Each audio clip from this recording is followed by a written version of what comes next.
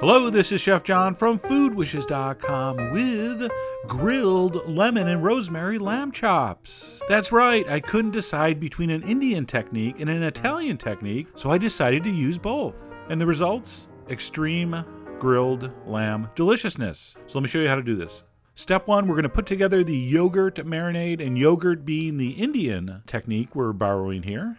That's what makes all those tandoori recipes so delicious. To that, we're going to add some freshly grated lemon zest and freshly squeezed lemon juice, and a good amount of it. And that spoon worked great for getting the yogurt into the bowl, but now its usefulness has come to an end. So I'm going to switch to a whisk, and now that we have the right tool for the job, we're going to go ahead and spice this up a little bit with a big spoon of chilies. I'm using Calabrian chilies. You could use sambal, or you could use any kind of diced hot pepper. Doesn't really matter, but you want some heat. Then we're going to add a nice big pinch of cinnamon. It's going to give it a little underlying sweetness. I really like what that does with lamb. We're also going to put in a big pinch of dry oregano and a large amount of freshly minced rosemary. All right, we're going to give that a stir, and that's pretty much the base of the marinade. Now you can season marinades with salt and pepper, or you cannot and just season the meat. For this, I'm going to go ahead and put the salt and pepper right in.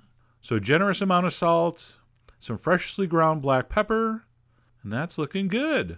So once your marinade's done, you're going to go ahead and throw your loin lamb chops in a plastic bag. Be sure you're using loin chops. See that? It looks like a T-bone steak. That's what you want. If you see the ones that have the small little eye of meat and the long bone, that's a rib chop, not as good. And make sure they're nice and thick, at least an inch thick. All right? So we're going to throw those in the bag. We're going to dump in the marinade. And at this point, I was thinking, this looks like it's missing something. And then I realized I never put the garlic in. So I'm going to throw some crushed garlic in here. All right, so thank God I caught that. That would have been tragic. And I mean that literally. And then before this goes in the fridge, we have to give it a very, very thorough massage to make sure those lamb chops are completely coated. I really want you to do this vigorously and enthusiastically. In fact, if someone's watching you, it should be awkward. All right, so really work it over. And once you're convinced it's thoroughly combined and evenly distributed, go ahead and seal the bag and throw it in the refrigerator for 4 hours. Sure, you can go a little shorter or a little longer, but I'm recommending 4. So I got a few hours to kill. Let's see, what should I do while I wait? Anyway, let me have a cold one and mull that over. Oh, and by the way, Belgian beer companies that could have been mentioned in this video, give me a call, let's chat.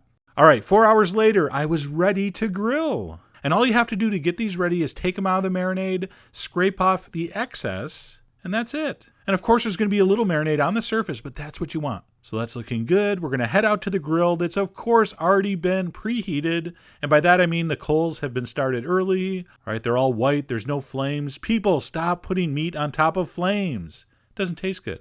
I didn't season mine because I had a good amount of salt and pepper in the marinade, but that's up to you. And I really wish I could give you times here, but you know I can't. It's going to depend on your grill and the size of your lamb, etc.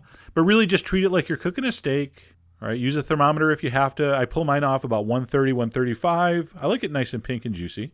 And of course, you know I encourage playing with your meat on the grill. Once both sides are seared and have released from the grill, you can turn it over all you want. As long as both sides cook evenly, you're totally allowed to turn it around and move them around. That's half the fun.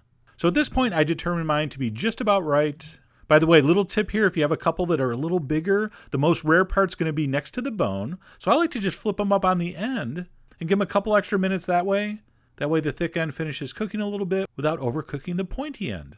Right? I'm going to pull those off. I'm going to head inside. Yes, of course you have to let these rest. Why?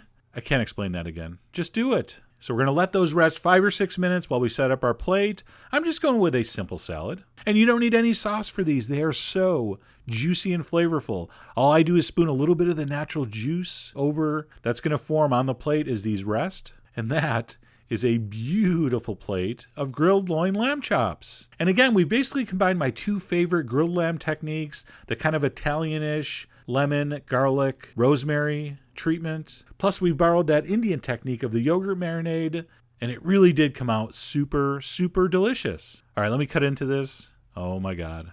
Look at that. Pink, juicy perfection. And by the way, it's totally okay not to like medium rare lamb. To each his own. But don't waste your money on this cut if you like your meat well done. Get a lamb shank and braise it for 4 hours, and you can have delicious lamb without eating dry, tasteless meat. So this technique and this cut of lamb is really designed for a medium rare. All right? And of course, I'm pretty sure if you don't eat lamb at all, this would work fantastic on some half chickens, maybe some pork chops. I have a hard time believing this marinade wouldn't be delicious on many things. So I really hope you give this a try. Head over to foodwishes.com for all the ingredient amounts and more info as usual. And as always, enjoy.